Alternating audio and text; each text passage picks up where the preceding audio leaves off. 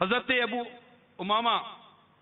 رضی اللہ تعالی عنہ سے روایت ہے کہ سرکار مدینہ صلی اللہ تعالی علیہ وآلہ وسلم نے ارشاد فرمایا، قرآن پڑھو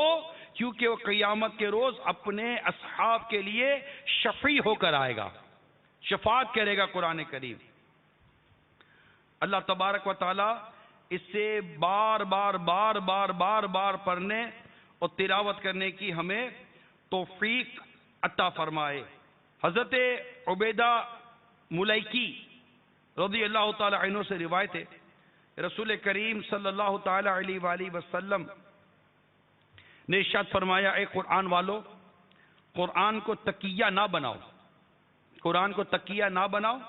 یعنی سستی اور غفلت نہ برتو، اور رات اور دن میں اس کی تلاوت کرو جیسا تلاوت کرنے کا حق ہے، اور اس کو پھیلاؤ اور تغنی کرو، یعنی اچھی آواز سے پڑھو، یا اس کا معاوضہ نہ لو، اور جو کچھ اس میں ہے اس پر غور کرو تاکہ تمہیں فلاح ملے۔ اس کے ثواب جلدی نہ کرو کیونکہ اس کا ثواب بہت بڑا ہے۔ سبحان اللہ۔ تو رب کریم ہم سب کو دروس قرآن پڑھنے کی توفیق عطا فرمائے، اس کو سیکھ کر سمجھ کر اس کو آگے سے آگے بڑھانے کی اللہ تبارک و تعالی ہمیں توفیق عطا فرمائے، اور اسے یاد کرنے کی بھی اللہ تعالی ہمیں